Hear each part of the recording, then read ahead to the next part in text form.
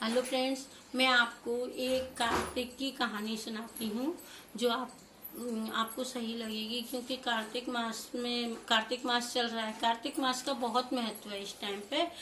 सुबह इसकी नहाना होता है, सवेरे पूजा वूजा होती है इसकी, सब कुछ सुबह ही होता है। आपको अच्छा लगे तो ज़रूर बताना मुझे, और फिर मैं आपको और भी कहानियाँ निकाल के बताऊँगी।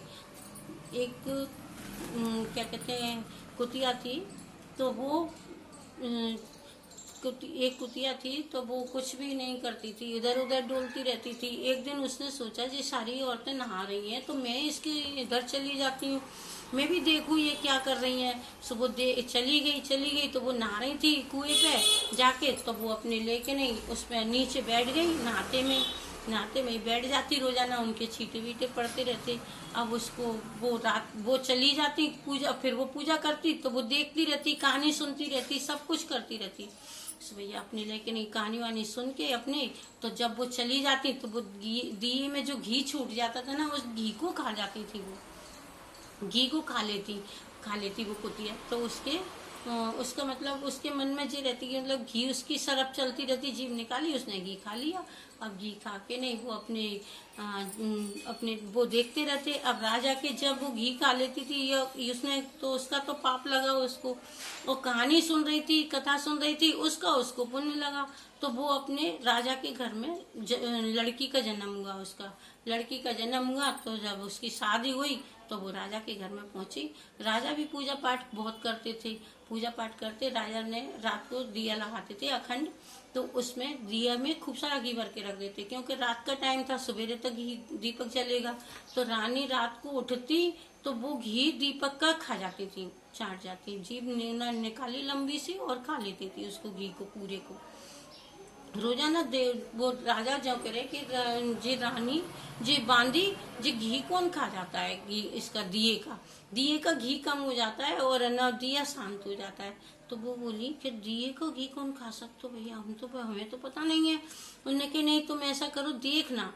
उनने देखा तो उनको तो समझ में नहीं आया। एक दिन राजा ने सोचा कि ला मैं देखूंगा, तो राजा को भी नहीं, सो गए राजा, नींद लग गई उनकी। फिर रानी बांधी एक दिन नमक भर के उंगली में और बैठ गई कि आज मैं ही देखूंगी चाहे कुछ भी हो जाए। तो उनने देखा तो छुप के बैठ गई बांधी, छुप के बैठ गई। तो उसने लेकिन नहीं बोली कि ना, देखा तो रानी जब लंबी सी जीभ निकाल के आई और फटाक से उसने घी चाट लिया। तो अब वो बोली कि ना मैं कैसे राजा से कहूँ कि तुम्हारी रानी घी खा लेती है। तो उन्हें कही कि कैसे कहूँ। राजा बोले क्यों, आज तुमने देखा था कि राजा आप ही देख लेना कि कैसे ना जे घी खा लेती हैं। तो बोले कि नहीं तुम बताओ तो सही। बोले राजा जी रानी घी खा लेती हैं।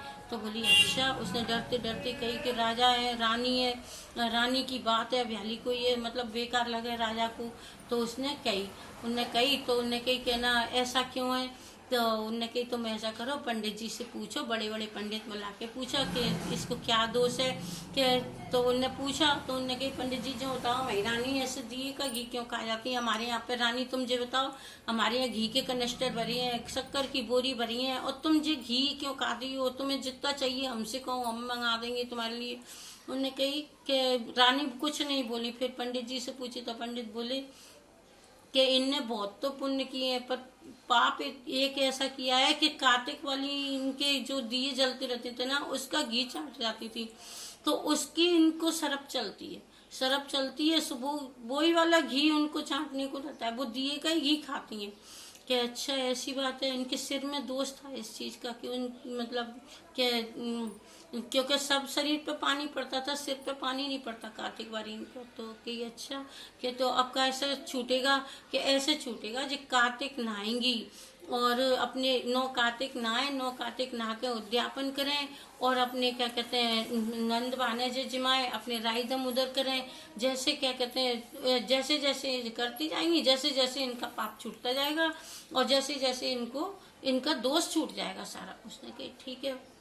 उनने ऐसा ही किया, 9 कार्तिक नभाए उनको, रानी को, और अपने उनने सबरा उनका दान पुण्य किया, न अपने नंद बहाने जिमाए। जैसे भगवान कार्तिक महात्म वो दोष से छूटी, वैसे सबको छुटाना भगवान जैसे कार्तिक महात्म की।